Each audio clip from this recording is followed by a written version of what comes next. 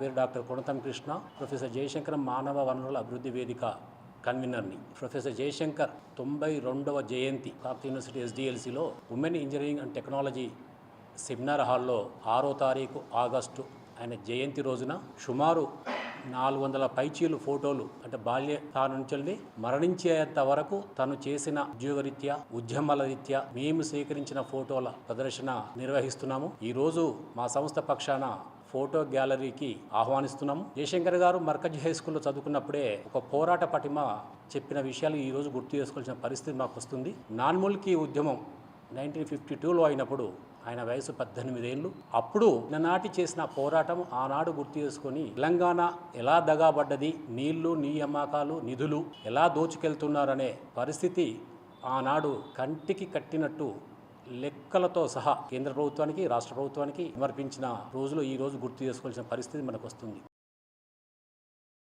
Professor Jayashankar గారు వారి జీవితాంతం అంకితం చేసి తెలంగాణ సాధించడానికి దోహదపడ్డటువంటి విషయం మనందరికీ, తెలంగాణ ప్రజలకు, ప్రపంచానికి తెలుసు. వారు చేసినటువంటి కృషిని ఫోటో ఎగ్జిబిషన్ ద్వారా ఏర్పాటు చేయడం ద్వారా రాబోయేటువంటి తరాలకు, సమాజానికి ఉపయోగపడేటువంటి మహనీయుల ఆలోచన విధానాలను అందించేటువంటి పద్ధతులలో ఈ ఫోటో ఎగ్జిబిషన్ ఉపయోగపడుతుంది. ముఖ్యంగా తెలంగాణలో జరిగినటువంటి అన్యాయాన్ని జయశంకర్ సార్ ఎత్తి చూపారనేటువంటి విషయం మనందరికీ తెలుసు. ఆ విషయాలు ఫోటో ఎగ్జిబిషన్ ద్వారా విద్యార్థులు, ఉద్యోగస్తులు, మేధావులు, సమాజంలో ఉండేటువంటి అన్ని వర్గాల ప్రజలు అర్థం చేసుకొని ఒక మంచి సమాజ నిర్మాణానికి అది ఉపయోగపడేటువంటి దిశలో జయశంకర్ సార్ను ఆదర్శంగా తీసుకొని ఎదగడానికి అది ఉపయోగపడుతుంది. భవిష్యత్తులో సమాజంలో ఏ రకమైనటువంటి అన్యాయాలు జరిగినా జయశంకర్ సార్ను అర్థం చేసుకున్న వాళ్ళు జయశంకర్ సార్ స్ఫూర్తితో చైతన్యం పొందడానికి ఇది ఉపయోగపడుతుంది. అదేవిధంగా ఆ అన్యాయాలను వ్యతిరేకించడానికి భవిష్యత్ తరాలకు ఇది ఉపయోగపడుతుందని నేను భావిస్తున్నాను.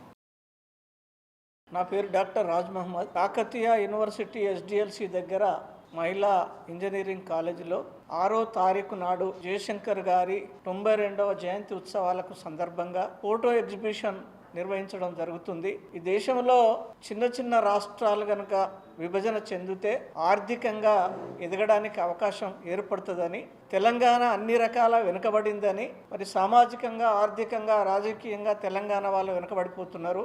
తెలంగాణ అభివృద్ధి కావాలి అంటే ప్రత్యేక తెలంగాణ రావాల్సిందే అని నిరంతరం కష్టపడి అనేక వ్యాసాలు, అనేక ప్రసంగాలు, అనేక ఉద్యమాల కార్యక్రమాలు, RSS నుంచి RSC వరకు, తెలంగాణ ఐక్యవేదిక అని, తెలంగాణ జనసభ అని, తెలంగాణ డెవలప్మెంట్ ఫోరం అని, ఇలాంటి అనేక రకాలైన వేదికలు తయారు చేసి నిరంతరం ఆయన ఉపన్యాసాల ద్వారా ప్రజలందరినీ సమైక్యపరిచి సకల జనుల సమ్మె వచ్చేంత వరకు ఆయన యొక్క ఉపన్యాసాలు, ఆయన యొక్క వ్యాసాలు ప్రజలలో అవగాహన కలిగించడం ఏర్పడ్డది.